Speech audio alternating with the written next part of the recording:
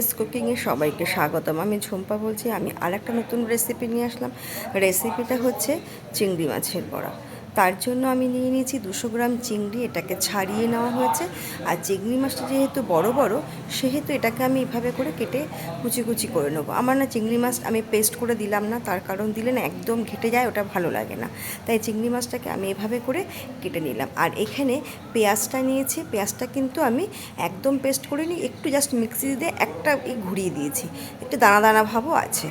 আর এখানে এখানে দুটো মিডিয়াম সাইজের পেঁয়াজ আছে। আর এখানে আছে 10খানা কাঁচা লঙ্কা। কাঁচা লঙ্কাটাকে এইভাবে করে আমি মিক্সিতে একটু ঘুরিয়ে দিয়েছি। একদম পেস্ট হয়নি, অথচ দানা দানা আছে। একদম পেস্ট করলে না জল জল ভাব হয়ে যাবে, তো এই জন্য পেস্টটা আমি করিনি। আর এই মুসুরির ডালটাকেও ঠিক একদম জল ঝরিয়ে শুকনো করে তারপরে পেস্ট করেছি। পেস্টটা কিন্তু একদম মিহি করিনি। আর দানা দানা থাকলে হয় কি, মুখে ভাজার পর মুখে পড়লে মচমচ করে। আর এখানে বেশ কিছুটা আমি দিয়ে দিলাম ধনে পাতা। আর একটু কালারের জন্য দিয়ে দেবো হলুদ, দেবো একটু নুন, দেবো আর স্বাদের ব্যালেন্সের জন্য আমি এখানে একটু দিয়ে দেবো মিষ্টি। দেওয়ার পর এটাকে আমি ভালো করে এটাকে আমি মেখে নেব। এটা মাখার পর এই বাইন্ডিংটাকে আরেকটু ভালো করার জন্য এখানে আমি বেশ কিছুটা বেসন আমি দিয়ে দেব। আচ্ছা, বেসনটা আমি আমার প্রয়োজন মতো দিচ্ছি। কারোর যদি মনে হয় বাইন্ডিংয়ে কম মনে হচ্ছে, তাহলে অবশ্যই আরেকটু বেসন দেওয়া যেতে পারে, তাতে কিন্তু কোনো সমস্যা হবে না। যেহেতু মুসুরির ডালটা আছে, ওটা কিন্তু বেশ খাস্তা ভাব একটা আসবেই।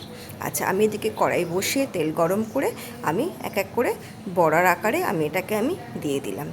আর এটা কিন্তু সাদা তেলেই আমি করছি। আর ফ্লেমটা কিন্তু একদম হাই ফ্লেমে দেওয়া যাবে না, এটা মিডিয়াম টু লো ফ্লেমেই করতে হবে, যাতে ভিতর থেকে কাঁচা না নাকে। উপরে পুড়ে গেল আর ভিতরে কাঁচা থাকলো, তাহলে কিন্তু ভালো লাগবে না। তো এইভাবে করে আমি দিয়ে এটাকে একবার দেওয়ার পর সেকেন্ড টাইম আমি এটাকে আমি উল্টে দিলাম, এবং আস্তে আস্তে ধরে ধরে এটাকে কিন্তু ভাজতে হবে। এটা ভীষণ একটা টেস্টি খাবার। এটা গরম গরম ভাতের সঙ্গে, মুসুরির ডালের সঙ্গে পাশে ভীষণ ভালো লাগে। হ্যাঁ, আপনারা অবশ্যই বাড়িতে এইভাবে ট্রাই করবেন।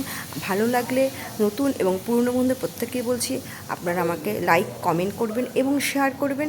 আর নতুন বন্ধুরা আপনারা আমাকে সাবস্ক্রাইব করে বেল আইকনটি প্রেস করে পাশে থাকবেন, যাতে নতুন নতুন রেসিপিগুলো যখন আমি আপলোড করব তখনই যেন আপনার কাছে প্রথমে পৌঁছে যায়।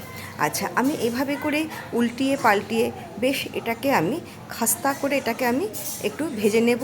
আস্তে আস্তে লাল লাল করা হয়ে গেলে তারপরেই কিন্তু এটাকে আমি তুলে নেব।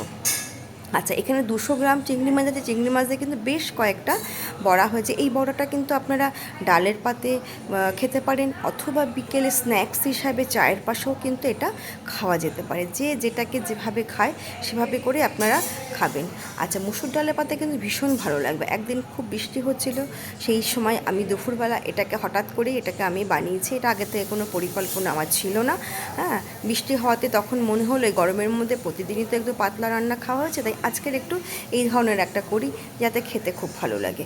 আমার প্রথম পার্টটা হয়ে গেল। আবার সেকেন্ড আমি আরেকবার আমি বড়ার আকারে আমি দিয়ে দিলাম। দিয়ে এটাকে আমি আবারও এভাবে করে ভেজে তুলব। এইভাবে করে কিন্তু আমি এটাকে আমি 3বার ভেজেছি। 3বার করে ভেজেছি, বেশ অনেকটাই বড়া হয়েছে। হ্যাঁ, আমার কিন্তু এইবারও এটা কিন্তু আমার হয়ে গেল, ভাজা হয়ে গেল। আর এটা কিন্তু একটু বেশ ধরে ধরে ধরে ধরে ভাজতে হবে।